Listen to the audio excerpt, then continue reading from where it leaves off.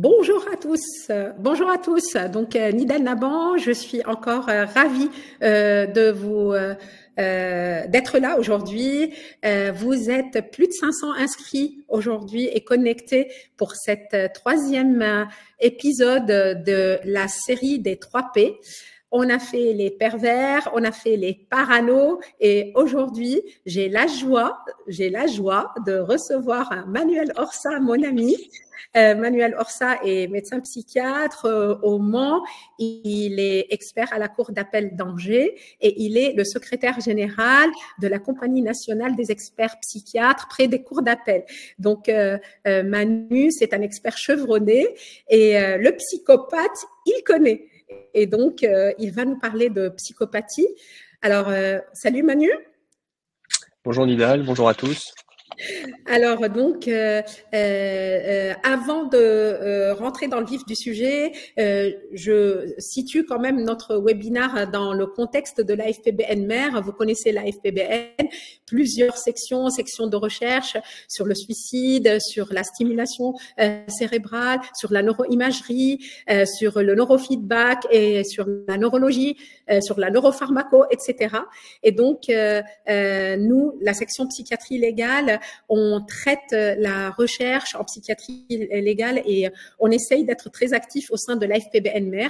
Vous allez sur le site de l'AFPBN, vous pouvez vous inscrire, vous pouvez devenir membre de l'AFPBN, c'est ouvert à tous les médecins internes et vous pouvez vous connecter sur le site pour écouter des webinars sur différents sujets de recherche en psychiatrie, par exemple les psychédéliques et j'en passe. Donc, lors de notre webinaire, vous pouvez poser vos questions au chat et j'aurai le plaisir de les poser en direct au cours et au fil du diaporama à Manuel Orsa qui va répondre à vos questions. Donc, n'hésitez pas de nous faire coucou et de poser les questions sur le chat. Alors, Manu, je vais te donner la parole. Donc, on va parler de psychopathe, on va parler de cette entité, de ce concept qui a évolué pas seulement sur le plan nosographique, mais aussi sur le plan de la responsabilité de ces personnes dites patients, dites sujets qui relèvent du droit commun, sur leur responsabilité, leur irresponsabilité. Alors déjà, on va parler de la même chose parce qu'en fait, on parle de personnalité dissociale, antisociale, psychopathie. Et donc, est-ce que tu peux nous éclairer déjà sur la définition et la terminologie? Oui, alors merci Nidal, merci à la FPBN d'organiser ces webinaires et c'est parti pour un certain défi puisque la psychopathie, tu as commencé à en dire quelque chose, c'est quand même un concept complexe qui nécessite oui, d'être appréhendé par plusieurs angles, sous plusieurs angles pour qu'on puisse en faire quelque chose et pas l'enfermer. D'ailleurs, c'était probablement aussi le cas du pervers dans seulement ce signifiant-là qui peut avoir quelque chose comme ça de très lourd, notamment quand on parle à des non-cliniciens. Et on va le voir, la psychopathie relève évidemment des articulations avec le judiciaire et dire c'est un psychopathe dans une cour d'assises, c'est rapidement compliqué. Enfin, ça peut avoir comme ça à être chargé de symboles lourds. Il nous importe donc à nous, cliniciens, psychiatres, de nous y repérer. Alors, sur le plan nosographique, il est important de repérer ce que n'est pas a priori la psychopathie ou n'est pas tout à fait la psychopathie, c'est-à-dire d'abord ce que la CIM-10 appelle la personnalité dissociale, ce que le DSM appelle personnalité antisociale et qui se recoupent largement. Je vais les redéfinir ces deux entités-là qui sont des troubles de la personnalité. La psychopathie, déjà pour la définir, il faut dire qu'elle est absente de tous les référentiels, qu'elle emprunte sans doute à des aspects de personnalité narcissique, qu'elle emprunte à ce qu'on pourrait appeler des symptômes, des signes ou des particularités des personnalités perverses, mais aussi des états limites et des personnalités borderline. Au fond, ce qui va compter dans ce qu'on va développer, c'est moins la définition comportementale qui est très prégnante dans les référentiels internationaux, mais davantage de comprendre la psychopathie sous l'angle psychopathologique et sous l'angle historique. Donc 2 mots, parce que je pense que ça c'est assez simple et clair sur ce que sont la personnalité dissociale et la personnalité antisociale. Hein. Ce sont des critères cliniques de troubles de la personnalité. Finalement, dans le DSM-5, pas de modification par rapport au DSM-4 sur la personnalité antisociale, et donc ces critères qui sont essentiellement des critères comportementaux qui caractérisent des sujets qui ne respectent pas les normes sociales, qui sont impulsifs, qui sont transgressifs, qui sont intolérants à la frustration, qui agressent l'autre d'une certaine manière et qui vont être dans une froideur, alors incapacité à éprouver de la culpabilité ou de l'empathie. Dans le DSM, on rappelle l'émergence, et c'est important parce que finalement cliniquement par rapport à la psychopathie, ça va déjà nous éclairer un peu, mais enfin, dans le DSM, on rappelle l'émergence des premières manifestations dès l'adolescence ou le milieu de l'adolescence, et donc on assiste sur le fait qu'il n'y ait pas de maladie psychiatrique, de maladie, disons, de l'axe 1, qui soit associée.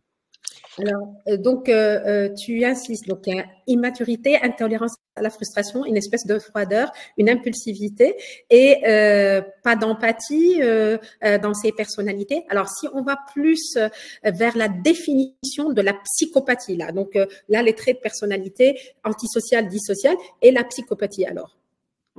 Alors, la psychopathie, si on veut essayer d'en chercher une clinique consensuelle, donc hors référentiel, puisque ça n'existe pas dans les référentiels, c'est probablement une constitution qui s'appuie sur plusieurs grands axes assez typiques. D'abord, sur l'axe biographique, on a affaire à des sujets qui ont grandi dans le chaos, dans l'instabilité, dans un environnement décrit parfois en dents de scie, fait de ruptures, de traumatismes, qu'ils soient des traumatismes psychiques, des traumatismes sexuels, d'abandon, de deuil et de maltraitance. On retrouve en général des figures parentales, figures en tout cas identificatoires, qui ont été défaillantes du côté d'une fusion et de rupture avec les mères en général, du côté d'une absence, d'une inexistence ou d'une insignifiance pour le père.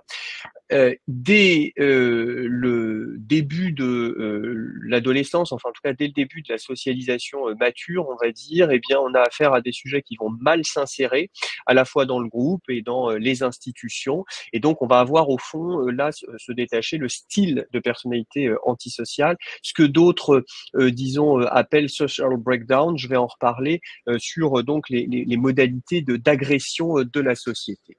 Sur le plan plus clinique, eh bien on a affaire à des sujets qui vont présenter une humeur en général plutôt dépressive, mais d'expression non pas du côté de la douleur morale, plutôt sur le plan d'une hyper-émotivité, d'une labilité des affects et d'une agressivité, d'une irritabilité constante, voire éventuellement d'une indifférence affective. Ce sont des sujets qui peuvent être susceptibles, qui peuvent présenter des dispositions à la mythomanie. Ils sont constamment égocentrés, il y a un autocentrage, un égotisme, et puis donc l'impulsivité qu'on avait déjà dans les troubles de personnalité que j'ai décrits avant, mais l'impulsivité, l'instabilité comportementale se manifeste par des colères, de la violence, des fugues quand ils sont adolescents ou enfants, des tentatives de suicide. On pourra rappeler l'intrication entre auto et hétéro-agressivité dans la psychopathie parfois. Et puis donc les actes antisociaux vont se mettre en œuvre progressivement, se réitérer, s'aggraver dans dans une ascension, disons, de la trajectoire délinquentielle ou criminelle. Et ces sujets vont donc apparaître comme régulièrement imprévisibles, brutaux. On ne pourra pas forcément comprendre ce qui va motiver leur comportement. Mais il y a constamment une absence de troubles délirants, une absence d'hallucination, une absence de troubles de cours de la pensée ou de déficience également intellectuelle. Ces symptômes négatifs là sont importants. Alors j'aime bien cette définition que faisait Guéral, c'est un petit peu long, mais enfin en tout cas il nous décrit vraiment un personnage terrible pour décrire le psychopathe. Début précoce, visible dès l'adolescence, impulsivité, instabilité générale, avec donc un sujet toxicomane, alcoolique, absence de persévérance, de profondeur de réflexion, mauvaise tolérance à la frustration, crise de dépression et suicide impulsif, immoralité sexuelle, mépris des usages, l'évolution est continue et indéfinie, irréductibilité des troubles et des tendances. Bon, tout ça pour dire qu'au fond, ça scelle vraiment le sort d'une structure très repoussante. Bon, si on est un tout petit peu plus dans l'objectivation, on peut se référer aux travaux de Cleckley et puis surtout à l'échelle de psychopathie de R que sans doute pas mal d'entre vous connaissent déjà. La PCL-R nous permet de lister autour de 20 critères essentiels l'intensité, disons, de la psychopathie, puisque chacun des 20 critères est coté de 0 à 2, 0 absent, 1 partiellement présent, 2 complètement présent, avec un score donc qui s'établit de 0 à 40 et une psychopathie qui est caractérisée si on est au-delà de 30. Alors, je vous laisse peut-être le temps, enfin, on peut redire les 20 critères que sont le charme superficiel, la surestimation de soi, le besoin de stimulation avec cette tendance à s'ennuyer, sentiment de vide, le tendance au mensonge, la duperie, la manipulation, l'absence de remords et de culpabilité, les affects superficiels, le manque d'empathie que tu rappelais, Nidal, le parasitisme, la recherche d'un intérêt sur l'autre,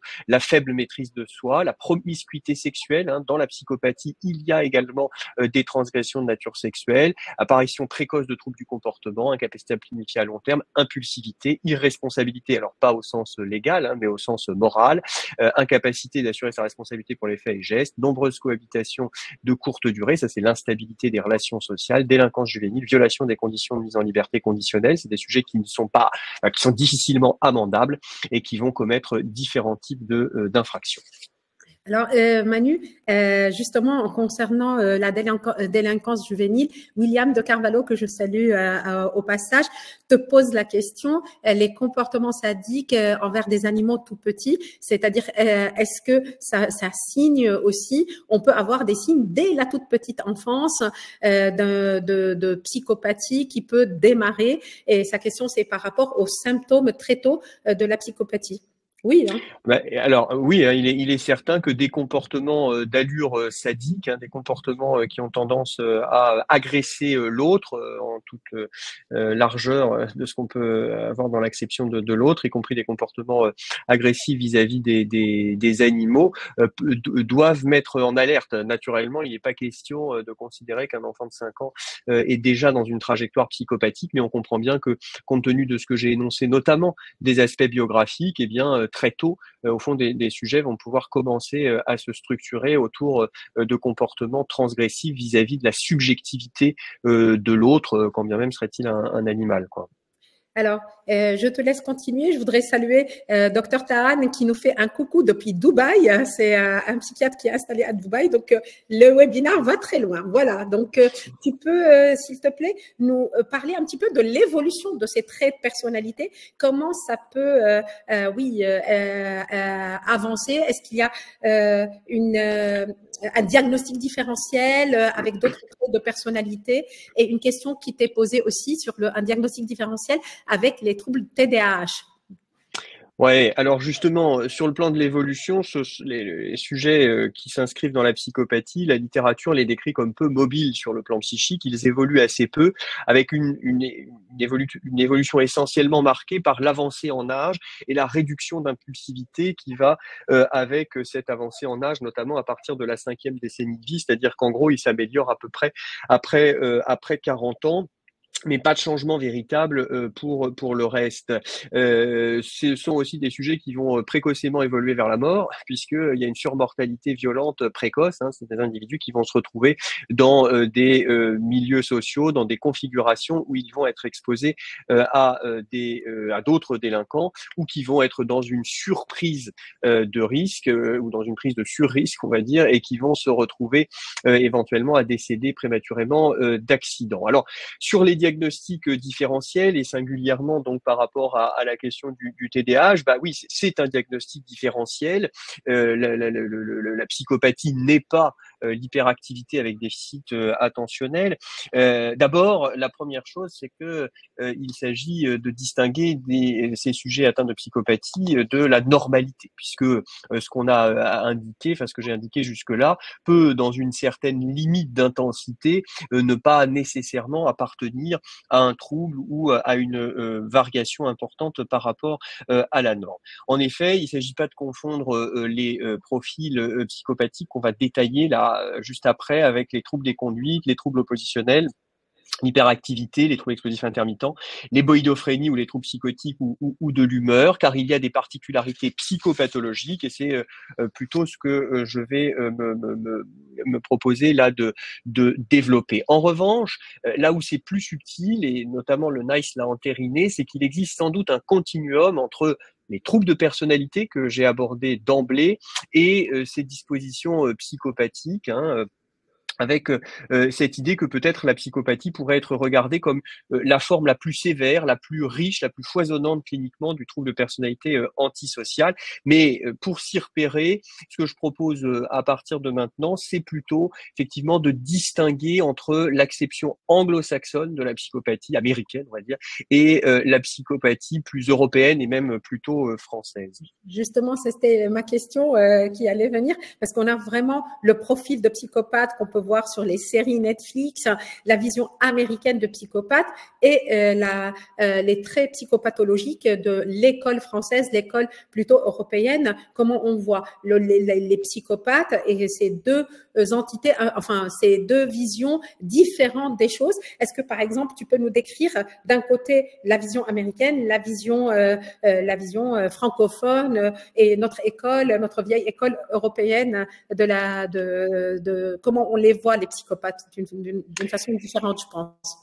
Oui, exactement, et ça permettra de répondre à la question de Laurent Layet, que je salue au passage, qui interroge sur distinction entre psychopathie froide et psychopathie chaude.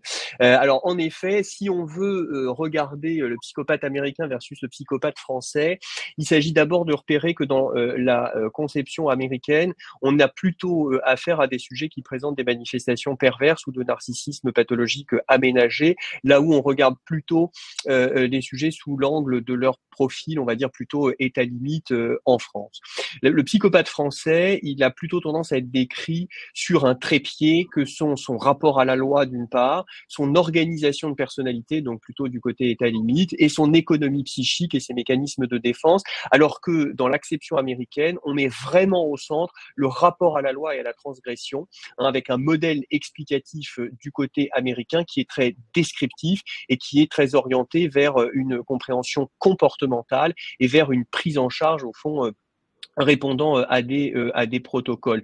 On a plutôt tendance à avoir une vision, on va dire, plutôt théorique et psychodynamique dans la compréhension donc de la psychopathie à l'européenne ou à la française. Alors, si on regarde un peu justement sur le plan psychopathologique, globalement, pour tous les psychopathes, de quelque côté de l'Atlantique qu'on se situe, il s'agit d'observer qu'il y a une défaillance dans la structuration du moi et dans l'élaboration du narcissisme. Ça, on est d'accord pour l'un comme pour l'autre.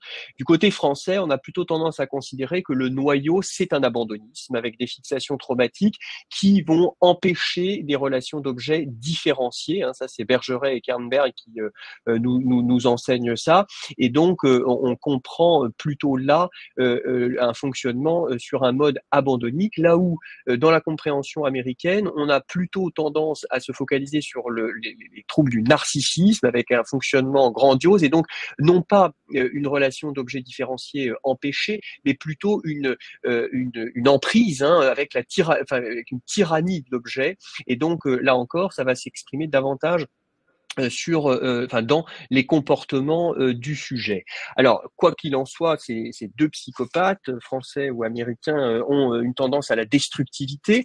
Sur le plan de la compréhension anglo-saxonne, on a plutôt tendance à regarder cela comme une agressivité perverse, avec déni de l'identité de l'autre, appropriation de l'autre. Quand on regarde plutôt donc dans le prolongement d'une vision borderline, eh bien, on regarde plutôt la destructivité sous un angle de relation sadomaso sadomasochiste dans la conception française, avec l'idée de contraindre l'autre à la réponse, en testant au fond sa présence, en s'assurant qu'on n'est pas seul. Je vous rappelle cet abandonnisme et donc cette réassurance face à l'abandonnisme. Alors, on observera chez le psychopathe français plutôt une intolérance à la frustration, un désir non différencié qui va donner des tableaux cliniques assez bruyants d'immaturité, d'explosion, là où finalement le psychopathe américain plus narcissique, plus défaillant sur le plan narcissique, va être quand même capable de pseudo-sublimation avec un contrôle pulsionnel, un fonctionnement qui pourra paraître adapté, en tout cas sur le plan superficiel, et donc une plus grande froideur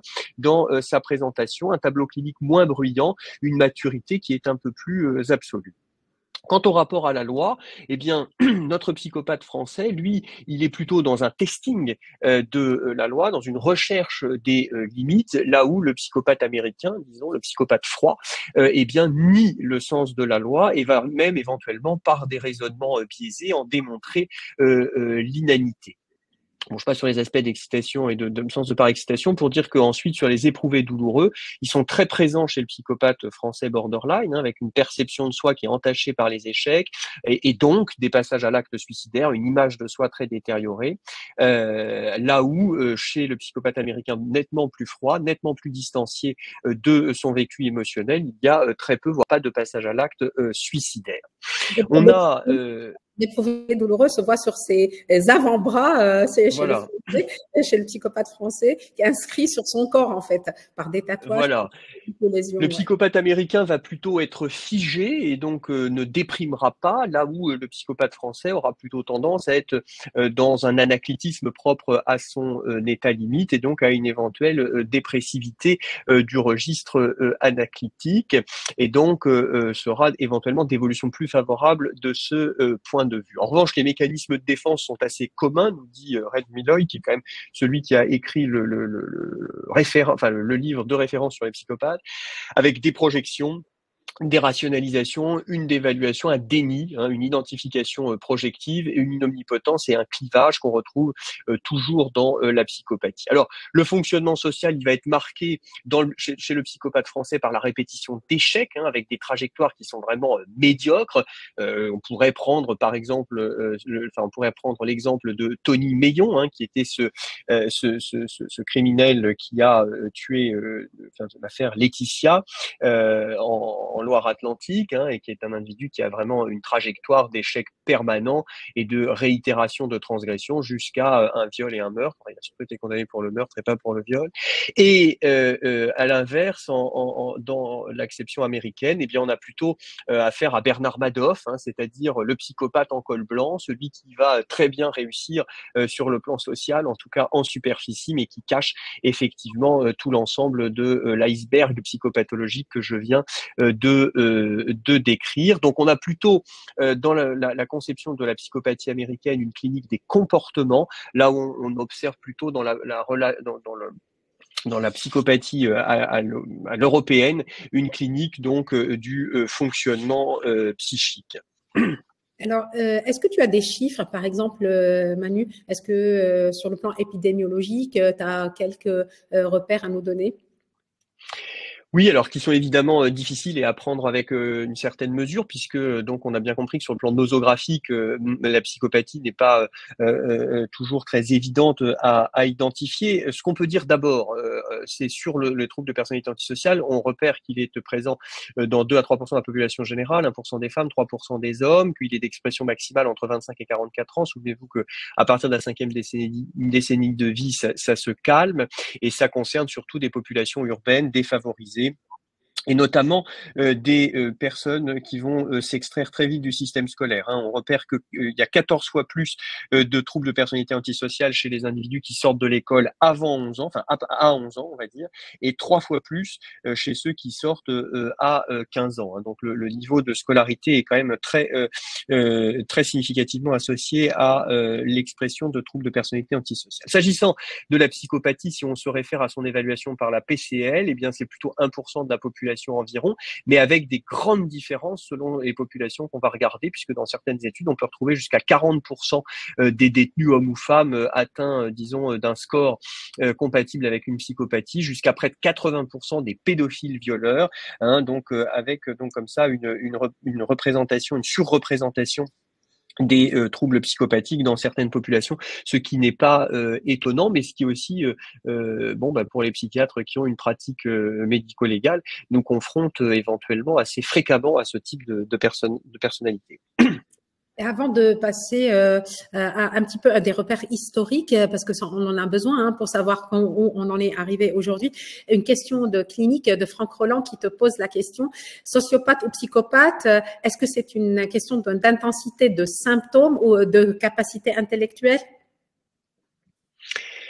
Je crois que c'est difficile de distinguer sur le seul terme. Je crois, alors soit on dit c'est la même chose et on se pose pas de questions, soit si on regarde la psychopathie telle qu'on essaie de la regarder aujourd'hui, on essaie plutôt de considérer que ce qui a rapport enfin ce qu'on met sous le chapeau sociopathie est davantage du côté des comportements, hein, c'est-à-dire plutôt l'expression comportementale et transgression vis-à-vis de la loi et de la règle. Pour autant, ça n'est pas exactement, enfin, je ne mettrai pas une équivalence comme le suggère notre collègue Roland, je ne mettrai pas une équivalence entre sociopathe et psychopathe américain, parce que dans la psychopathie américaine, même si j'ai insisté sur son expression comportementale, il y a quand même toute la dimension psychopathologique autour de la froideur qui n'est pas nécessairement associée, enfin, qui n'est pas une équivalence des transgressions comportementales à la règle et à la loi. Donc je dirais plutôt sociopathe ou antisocial pour des descriptions purement, on va dire, critériologiques, typiquement ce qu'on voit dans les référentiels des DSM-CIM, etc., et qui emporte davantage la question des comportements vis-à-vis des autres, de l'institution de la loi, et puis la psychopathie comme étant plutôt une entité un peu frontière, mais qui se comprend dans, disons, la psychopathologie particulière de ces sujets. Je ne sais pas si ça répond clairement à la question. Mais... Ça répond clairement à la question. Merci Manu. Et ce concept, donc historiquement, d'où c'est parti pour en arriver là aujourd'hui. Donc un regard historique un peu longitudinal, s'il te plaît, sur le concept de la psychopathie. Oui, on va voyager, alors pas jusqu'à Dubaï, mais effectivement, l'histoire de la psychopathie, c'est une histoire internationale, enfin en tout cas très européenne, et qui est assez intéressante parce que elle nous fait voyager, disons, dans la manière dont on regarde ces sujets et leurs comportements, donc comment la société les regarde, comment la psychiatrie les regarde et comment la justice les regarde. Alors plusieurs écoles et plusieurs approches conceptuelles. D'abord l'école, on va dire anglaise, avec première description dès le 19e siècle par Pritchard notamment, qui va parler de perversion de la morale ou d'aliénation morale. Hein. Donc là, on est vraiment sur une vision donc de la question morale au sens philosophique, et donc ce qui va devenir les psychopathes, j'en ai parlé tout à l'heure, ce sont ces sujets qui agressent la société, c'est ce concept de social breakdown, vraiment là donc on pourrait dire typiquement de comportement antisocial. L'école allemande va affiner au début du XXe siècle cette analyse de ces comportements et de ces personnalités, décrivant jusqu'à 10 types de personnalités sociopathiques avec une approche très constitutionnaliste. Hein. C'est notamment Schneider, qui est un élève de Kraepelin, qui va développer cette théorie constitutionnaliste, par opposition d'ailleurs à la dégénérescence, dont je vais reparler sur les modèles plus français. Et puis l'école française va, alors là, tout au cours du XXe siècle, s'attacher plutôt à restreindre et à enrichir la définition de la psychopathie, parlant de déséquilibre psychique, mais sans définition intellectuelle, sans perte de lucidité, à mi-chemin entre la psychose et la névrose, nous dirons Denneker et Sampé, des individus inadaptés et de structure psychotique, névrotique ou limite, nous dira Bergeret, et donc on voit bien qu'on va traverser les différentes conceptions structuralistes, enfin la conception structuraliste. Pour comprendre sur le plan historique, il faut d'abord dire que les classifications, et notamment les classifications très contemporaines, ont largement appauvri la sémiologie, enfin j'ai déjà commencé à le dire, pour faire prévaloir les comportements sur la psychopathologie et le fonctionnement psychique. C'est sans doute d'ailleurs pas tout à fait propre à la psychopathie. Pinel, au début du 19e, nous parle de manie sans délire, d'une folie partielle topique, et pourrait retrouver, disons, ce que sont les psychopathes dans ce qu'il décrit comme étant des aliénés qui n'offrent à aucune époque aucune lésion de l'entendement, hein, et qui sont dominés par par une sorte d'instinct de fureur, comme si les facultés affectives avaient été seulement lésées. Hein. Pinel propose là une partition entre entendement, on va dire intelligence d'un côté, et fonction affective, émotion, on pourrait dire fonction affective morale de l'autre. Et donc cette séparation interne du sujet donnerait lieu donc là à une folie partielle que serait éventuellement donc la psychopathie au sens, on va dire, pinélien du terme.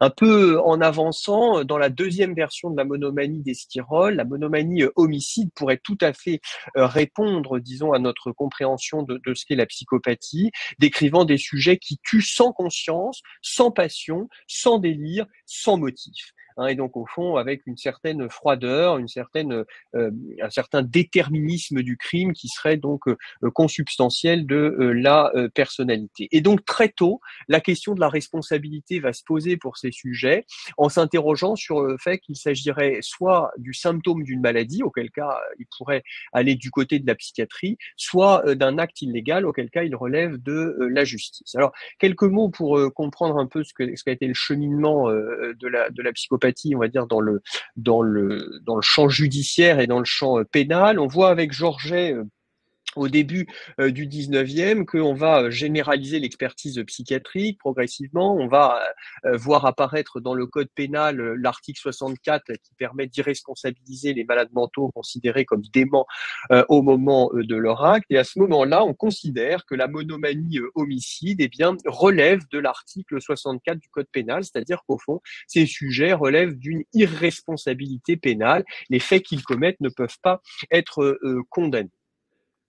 On va avoir cet appui-là qui va être, enfin cette vision-là qui va être largement appuyée par Voisin. Hein. Félix Voisin, qui est un autre élève d'Esquirol, va amplifier l'irresponsabilité pénale en indiquant que cette idiotie morale, hein, c'est-à-dire maladie de la morale d'une certaine manière, doit faire l'objet d'une prise en charge par la psychiatrie, par les aliénistes. Hein. La délinquance ici ne serait au fond que l'expression symptomatique d'une anomalie cérébrale et donc serait un symptôme d'une maladie, et donc qui dit maladie dit soin. Pourtant, la question qui se pose, c'est quand même qu'une folie qui se limiterait à sa seule, dont le seul symptôme serait un acte médico-légal, comment, disons, cela peut-il se comprendre du point de vue de la responsabilité pénale? Et petit à petit, on va quand même voir des critiques à la monomanie, au concept de monomanie émerger. Falleret nous dit qu'il n'y a pas de séparabilité des fonctions, que tout se tient et s'enchaîne dans les facultés de l'homme, et que donc il y a association entre anomalie de l'entendement et des facultés affectives. Borel va quant à lui prendre un peu, s'inspirer des conceptions anglo-saxonnes, dissiper un peu la délimitation, la partition entre folie et raison, et va donc être un des des défendeurs, ou de ceux qui conçoivent la théorie de la dégénérescence. Et la psychopathie va, en tout cas ce qui pourrait être la psychopathie historique, va pouvoir se comprendre sous ces phénomènes-là. Alors un mot du modèle britannique de Pritchard qui parle de semi-folie quantitative. C'est relativement intéressant parce que ça instille l'idée d'un gradient, et ça répond, disons, à l'une des questions de notre collègue frère. Ça inscrit la compréhension dans une forme de gradient de gravité et de temporalité.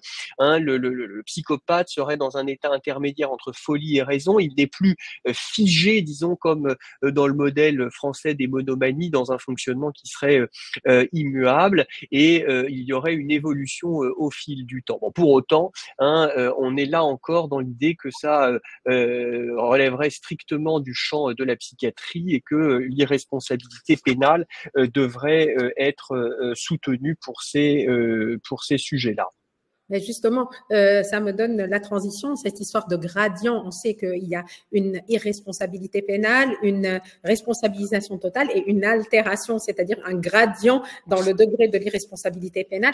Et moi, ce qui m'intéresse en tant que, et ça intéresse aussi les collègues, est-ce que ce sont des personnes responsables sur le plan médico-légal? Quelle est la place de ces troubles, de ces personnes face à la justice? Est-ce qu'ils relèvent de soins d'un côté? Est-ce qu'ils relèvent de la la prison, quelle est la place judiciarisée entre guillemets, psychopathe, antisocial, dissocial, sociopathe, ce que tu veux, dans le dispositif judiciaire, et comment on les irresponsabilise ou ils les responsabilise pas? Est-ce qu'ils sont responsables de leurs actes?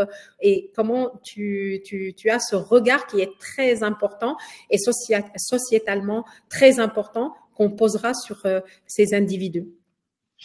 Alors, ce sont plusieurs questions que tu poses là, et donc effectivement, pour, je pense, y répondre le plus précisément, mais ça restera toujours problématique quant au traitement, on va dire, judiciaire et psychiatrique de ces psychopathes. Il faut d'abord, en effet, s'intéresser à la manière dont on va regarder leur responsabilité pénale. Dans l'ordre, c'est ce qui me paraît le plus important. Donc, j'ai dit là, vraiment en brossant à gros traits quelques aspects historiques, que initialement, dans la constitution de la psychiatrie légale, de l'expertise, on a pris les psychopathes dans le giron de l'aliénisme, et on a considéré qu'ils devaient être irresponsabilisés. Bon, on comprend, enfin en tout cas dans la manière dont je le présente, on comprend que c'est un peu, je sais pas si on peut dire excessif, mais enfin il y avait quelque chose comme ça d'une faible nuance. Or progressivement, on va voir un glissement progressif vers la responsabilisation, au moins la responsabilisation partielle de ces psychopathes, et on va bien voir que de toute façon ça répond aussi à une évolution de la société. Magnan, par exemple, nous parle de déséquilibre qui serait dû à la dégénérescence, avec des impulsions inconscientes irrésistibles des dégénérés avec pronostic péjoratif. Dupré lui parle d'une certaine forme de fixité de constitution. Il va suggérer la mise à l'écart de la société de ces sujets, ne tranchant pas entre prison et asile, mais en tout cas en indiquant qu'il n'y a aucune perspective thérapeutique. Et puis progressivement, notamment avec les travaux, disons, de Kraepelin et de Schneider que j'ai déjà évoqués, progressivement également avec l'apport de la compréhension psychodynamique, on va plutôt considérer que l'expression donc des psychopathie relève de la personnalité des sujets. La psychopathie s'inscrit dans le registre de la personnalité plutôt que dans une entité morbide, nous disent Kraepelin et Schneider. Et puis, avec la psychanalyse, on va observer plutôt une psychopathologie de l'acte qui permet de comprendre une forme de court-circuit, donc de décharge pulsionnelle non mentalisée, donc d'intolérance à la frustration. Et donc, on comprend quand même qu'on s'éloigne là d'une dimension strictement pathologique, maladive. Et d'ailleurs, Cleclé et R, plus tard, vont s'appuyer sur cette compréhension psychopathologique. On peut retenir ce que nous enseigne Jean-Louis Senon, par exemple, dans cette formule-là, que la psychopathologie ne relève pas d'une maladie, la psychopathie, pardon, ne relève pas d'une maladie mentale, mais d'un trouble de la personnalité qui fait s'intriquer le champ du social, du judiciaire et du sanitaire. C'est ça qui va nous orienter, notamment pour répondre à ces autres questions et comprendre que finalement, alors je le disais, finalement, ça a été contemporain de l'évolution du droit. Enfin, je poursuis là-dessus avec quelques réflexions. J'en profite pour saluer Jean-Louis Senon qui est connecté, et Cyril Manzanera aussi, qui est un collègue qu'on connaît très bien, qui a fait partie de notre section pendant longtemps. Donc voilà, tu continues, excuse-moi. Voilà, oui, non, c'est tout à fait important de saluer leur travail, puisque donc ça nous guide, et donc ça nous guide notamment pour regarder la psychopathie sous ce triple angle, d'une certaine manière, à la fois social, judiciaire et clinique ou sanitaire. Parce que finalement, la psychopathie, les comportements de ces sujets psychopathes vont participer à fonder notre lien à nous, psychiatres, avec la justice, notamment, comme tu l'as rappelé tout à l'heure, Nidal, dans la question de la responsabilité, et notamment du libre arbitre. Ces sujets agissent-ils sciemment, en toute responsabilité ou non? Et donc, deux tendances, je l'ai dit historiquement, une irresponsabilité générale que prévoyait de toute façon la loi à l'époque, puisqu'il était soit question d'être totalement responsable, soit d'être totalement anti-responsable. C'était donc l'article 64. Et donc, finalement, la psychopathie, dans la nuance qu'elle peut apporter, on comprend que son approche clinique doit être nuancée, et bien son approche médico-légale doit également être nuancée. et l'instillation d'un peu de nuance dans l'appréciation du discernement, notamment au travers de la circulaire Chaumier 1905 et puis donc de la loi telle qu'elle se présente à nous aujourd'hui avec, disons, un discernement plein et entier, une abolition du discernement, mais entre les deux, disons, l'altération du discernement comme quelque chose d'intermédiaire, eh bien, on va pouvoir raisonner avec un peu plus de finesse sur les passages à l'acte, les transgressions commises par les sujets psychopathes. Et c'est là, à mon sens, que on doit pouvoir aussi se réinspirer de cet concept de moral infinity et donc de gradient de discernement et de responsabilité en regard donc du gradient clinique qu'on peut donc observer dans l'expression comportementale de ces sujets psychopathes. Et d'ailleurs, ça a été, alors je passe assez vite là-dessus, mais disons que régulièrement, la question des comportements transgressifs de ces sujets psychopathes pose question sur la manière dont on doit y répondre, qu'il s'agisse d'une réponse pénale privative de liberté, d'une réponse sanitaire également éventuellement privative de liberté. En fait, on est confronté avec le psychopathe aux limites entre la pathologie et la délinquance. Et Red Milloy nous rappelle des oscillations permanentes dans l'histoire de la manière dont on regarde la psychopathie entre une compréhension psychopathologique et un discours moralisateur. Donc on a là évidemment des oscillations qui peuvent aussi avoir des répercussions sur la trajectoire de ces sujets entre prison et hôpital psychiatrique. Bon, je développe pas forcément cela plus avant, mais peut-être dire que sur la question des soins, puisque finalement c'était ta question, Nidal, une fois qu'on les a responsabilisés ou pas, irresponsabilisés ou pas, je réponds en fait pas complètement à la question pour l'instant, je le dirai en nuance un petit peu après, mais d'une certaine manière, le problème, c'est que ces individus ne sollicitent pas spontanément des soins. Red Milloy nous dit qu'un seul psychopathe sur 7 aurait spontanément une demande de soins et ils arrivent aux soins plutôt par d'autres voies, souvent involontaires, que sont les soins pénalement ordonnés, les soins sous contrainte éventuellement. Et donc, ils vont être assez tributaires de l'évolution de nos institutions. On sait combien l'institution psychiatrique est en évolution en ce moment, et probablement que les psychopathes en font, j'allais dire les frais. Enfin, en tout cas, eh bien, se heurtent à certaines des difficultés qu'on rencontre dans les institutions psychiatriques, notamment autour du fait que l'accueil en hospitalisation est compliqué, autour du fait que probablement des structures qui sont instables en ambulatoire sont peu propices à accueillir ces sujets dont la trajectoire est déjà très instable. On doit aussi être prudent dans les soins vis-à-vis de ces sujets, puisque leur demande n'est pas spontanée, mais aussi que, notamment au regard de ce qu'on a pu dire très rapidement, mais sur le plan psychopathologique, ce qu'on a pu dire de leur superficialité, de leur recherche d'emprise éventuellement sur l'autre, ou bien en tout cas d'anaclitisme, eh bien la relation thérapeutique, transférentielle, on pourrait dire, va pouvoir éventuellement être habité de ce que Red Milloy appelle une pseudo-identification maligne, et donc le sujet va d'une certaine façon se lier au thérapeute, mais certainement pas dans une disposition de mobilisation psychique, plutôt de cristallisation de son fonctionnement. D'ailleurs, Milloy nous met en garde avec 5 critères de contre-indication thérapeutique, de contre-indication thérapeutique. Ça, je crois que c'est vraiment crucial pour ceux d'entre nous qui font de l'expertise, notamment quand on est interrogé sur la question de l'injonction de soins, donc chez des sujets qu'on va responsabiliser. On a compris que la plupart du temps on responsabilise les psychopathes, je le nuancerai juste un petit peu après, mais on doit aussi pouvoir dire qu'une fois qu'on a considéré qu'on était face à des sujets qui présentent ce type de psychopathologie, on doit aussi pouvoir considérer qu'on est légitime en psychiatre, en thérapeute, à contre-indiquer des soins. Et Red Milloy nous rappelle 5 critères qui doivent donc faire contre-indiquer les soins chez ces sujets. C'est d'abord la présence d'une histoire de vie riche en conduites sadiques et violentes. C'est un frein majeur aux soins, nous dit-il. L'absence totale de remords est un frein important aux soins.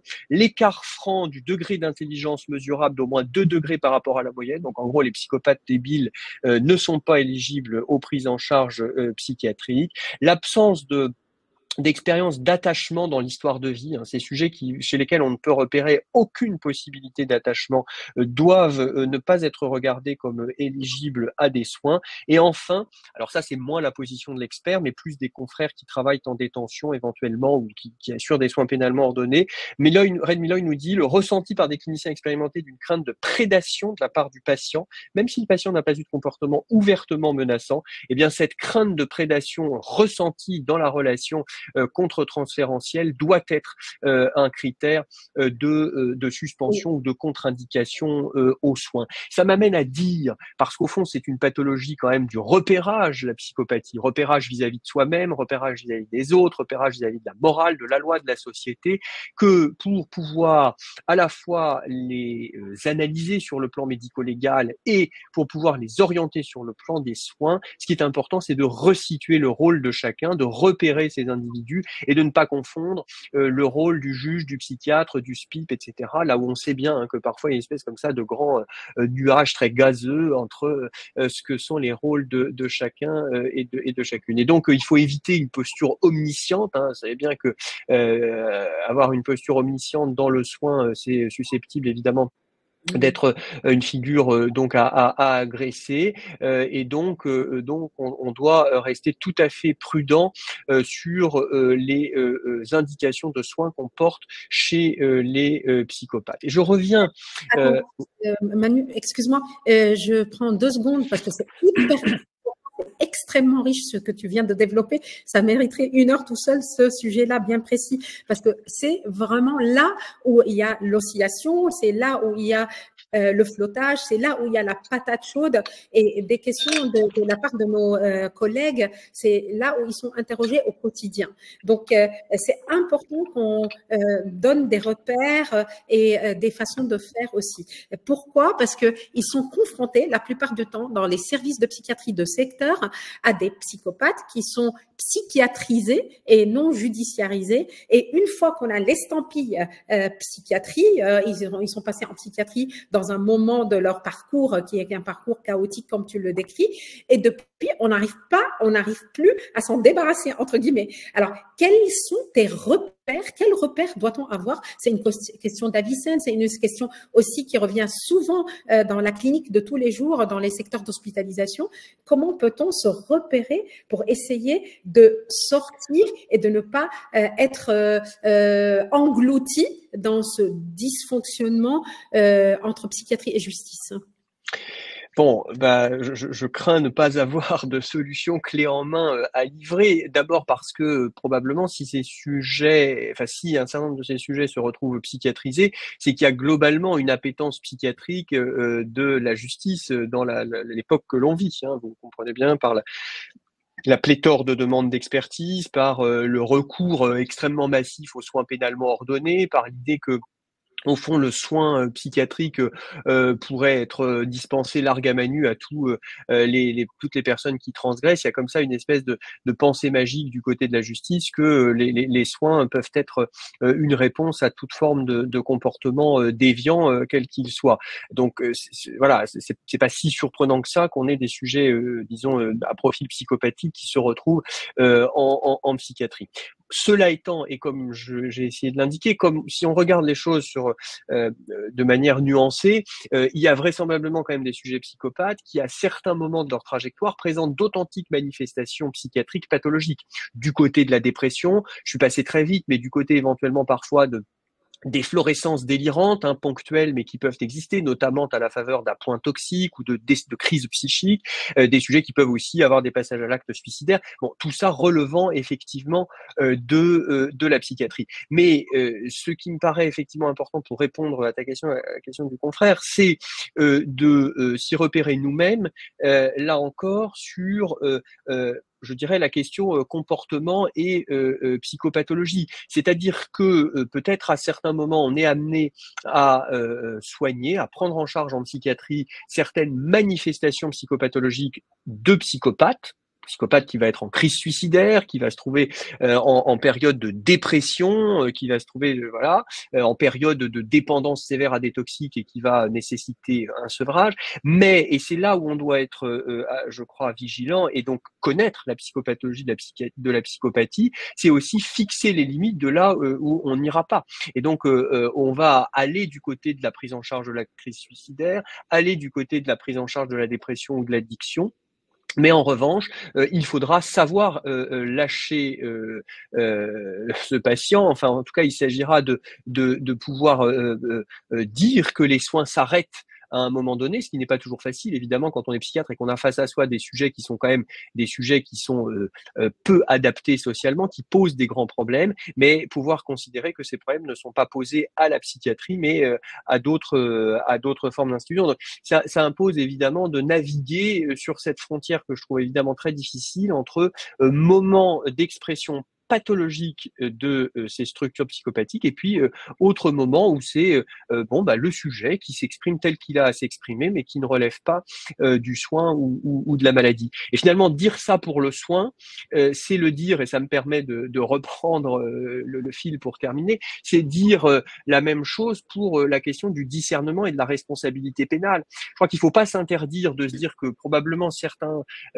faits commis par des psychopathes à certains moments peuvent relever d'une abolition du discernement. Après tout, en toute hypothèse, on peut présenter une structuration psychopathique telle qu'on l'a décrite jusque-là, et puis bien à la faveur de une décompensation sur une modalité puissamment dépressive ou sur une participation délirante, et bien après tout, il n'est pas exclu que un acte soit commis alors que le discernement était totalement aboli, alors que le sujet était dans une forme d'aliénation, en tout cas ponctuelle. On ne peut, il me semble important qu'on ne se l'interdise pas de manière dogmatique et théorique, même si c'est sans doute assez rare. À l'inverse, il y a aussi, et c'est probablement la majorité des situations, des faits commis par des sujets avec ces structurations psychopathiques qui le sont indépendamment de toute décompensation psychiatrique, indépendamment de toute expression pathologique aliénante, et où le discernement, eh bien, il est complet, même si on a affaire à un sujet dont le fonctionnement est particulièrement instable et transgressif. Et puis entre les deux, eh bien, on doit aussi pouvoir, à certains moments, identifier que peut-être on se trouve dans une zone grise d'altération du discernement. Et c'est en ça qu'au fond, je trouve la psychopathie intéressante comme modèle un peu pour regarder à la fois notre exercice d'expertise, pour regarder comment est rédigée notre loi pénale sur cette question du discernement. Finalement, la psychopathie, elle nous confronte à la nécessité de regarder un sujet dans sa psychopathologie, dans sa clinique et surtout dans sa clinique du moment, laquelle est susceptible d'être fluctuante, et donc ça impose un raisonnement médico-légal assez lourd. Alors, enfin lourd, je veux dire construit, quoi. Comment ça se passe chez nos voisins européens? Donc, du coup, est-ce qu'ils voient les responsabilités pénales ou ils les responsabilisent ou ils les irresponsabilisent? Ça dépend un peu. Donc en Allemagne, comme je l'indique, les psychopathies dites lourdes peuvent relever de ce que les Allemands appellent les autres anomalies mentales graves qui relèvent de l'article 20 du Code pénal et donc qui peuvent faire conclure à une non-imputabilité de l'infraction, donc à une irresponsabilité pénale pour raison de trouble mental. C'est le même principe dans le droit espagnol. Et alors, en général, des mesures de sûreté vont être prononcées, qui vont donc en premier lieu reposer sur l'internement en psychiatrie. Et puis ensuite, il y a des mesures d'épreuve qui peuvent être mises en place. Et donc finalement, on est tous un peu confrontés. Enfin, c'est pas une problématique évidemment franco-française. On est tous confrontés à cette idée que ces conformations psychopathiques, ces sujets qui présentent une clinique de la psychopathie, peuvent relever parfois quand même de soins, y compris lorsqu'ils commettent des actes très graves sur le plan pénal, même si, et vraiment je rappelle ça, même s'il n'y a pas donc d'automaticité, de systématicité à coller un psychopathe en psychiatrie, à irresponsabiliser un psychopathe, tant s'en faut. Hein. Je crois que j'ai essayé de dire vraiment le contraire, enfin, ou en tout cas de préciser les choses. Mais c'est la position précise de l'expert, hein, c'est-à-dire qu'il ne nous est pas dicté ce qu'on doit mettre dans une altération ou une abolition du discernement. Il nous revient de faire la démonstration d'une aliénation complète du sujet au moment des faits, et le cas échéant, même si il présente des traits psychopathiques ou une constitution psychopathique. Hein. On rappelle qu'il n'y a pas de nosographie de l'abolition du discernement, nosographie de l'abolition qui exclurait ou qui inclurait la psychopathie. C'est toujours, j'allais dire, du cas par cas, avec la nécessité donc d'un raisonnement médico-légal, qui va être difficile parfois face à des éboïdophrénies, par exemple. Hein. Enfin, je trouve qu'on en voit quand même régulièrement en expertise, des psychoses pseudo-psychopathiques, ou ces sujets qui vont avoir une allure, je dirais, psychopathique au début de l'âge adulte, et puis dont on va voir la transition psychotique s'opérer après la vingtaine ou vers la trentaine. Et donc, il ne s'agit pas de s'enfermer dans des catégories nosographiques, mais plutôt, en tout cas du point de vue médico-légal, de bien comprendre la clinique au moment, donc au cas par cas, au moment où on examine le sujet et au moment où il commet les faits. Alors, justement, pardon Manu, est-ce que c'est une question d'Alejandro? Est-ce que tu utilises des échelles psychométriques ou je sais pas, des échelles actuarielles pour l'évaluation? Et est-ce qu'il y en a pour la psychopathie? Justement, à ce moment-là, de l'expertise, est-ce que mis à part l'analyse psychomédico-criminologique, l'analyse, comme tu dis, au cas par cas, et est-ce que des fois des échelles psychométriques existent ou d'autres échelles d'autres types? Alors, peut-être dire, enfin, je sais pas, la question, elle était sur le risque de violence.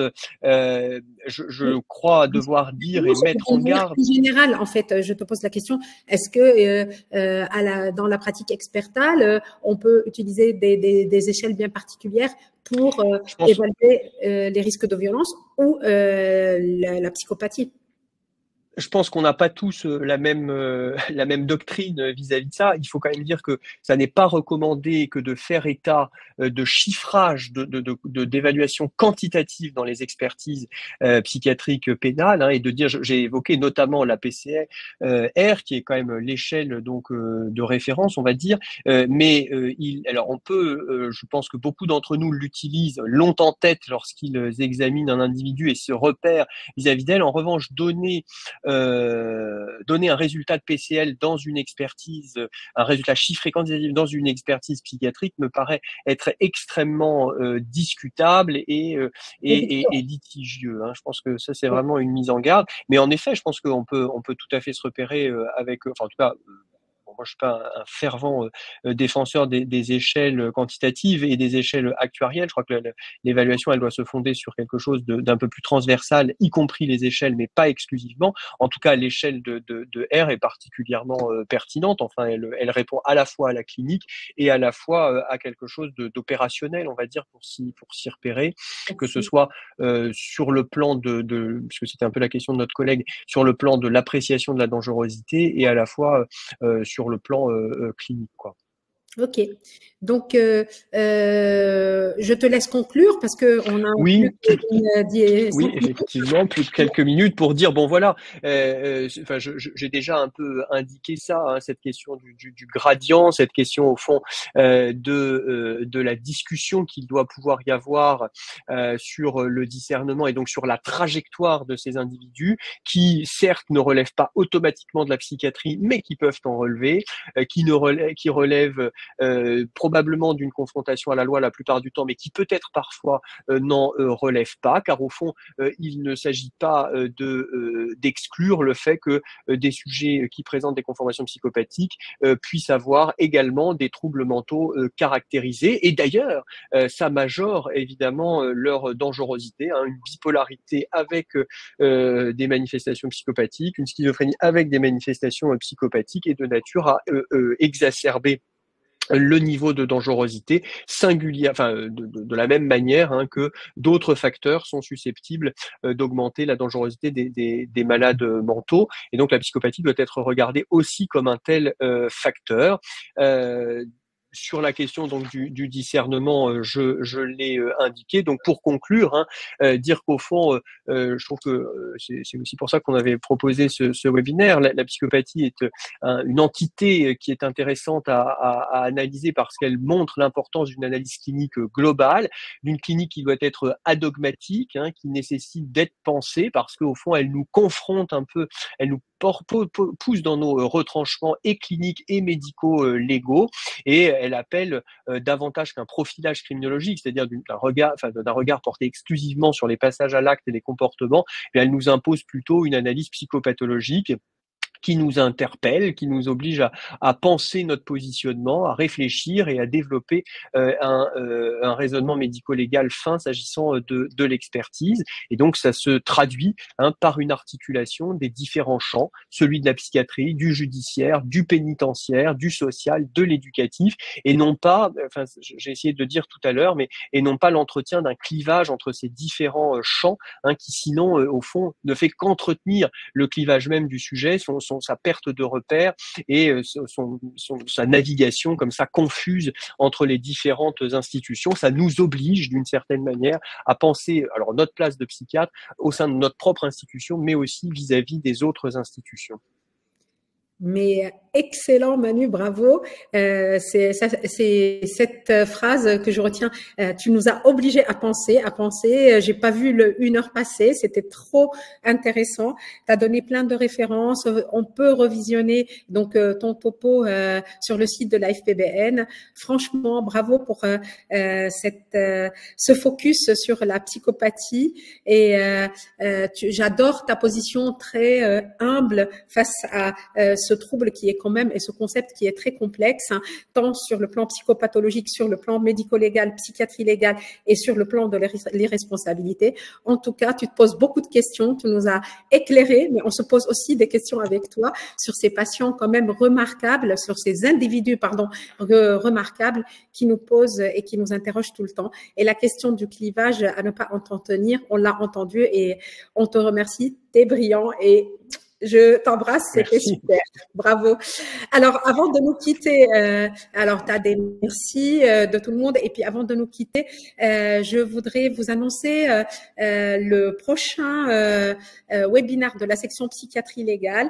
Save the date. C'est un webinaire. Alors, on est sorti des 3P. La série est terminée, mais on en fait un dernier pour le plaisir avant la fin de l'année. C'est le 19 novembre, même horaire, 12h30 à 13h30. Avec le docteur Carole Barré, qui est expert à la cour d'appel également, sur les bébés secoués. Alors, sur les bébés secoués. Donc, je vous dis au revoir et regardez aussi le listing des autres webinaires de la FPBN et vous pouvez les regarder et les visionner avec un accès libre en vous connectant sur le site de la FPBN. Merci à vous, merci Manu et au revoir. Merci, au revoir.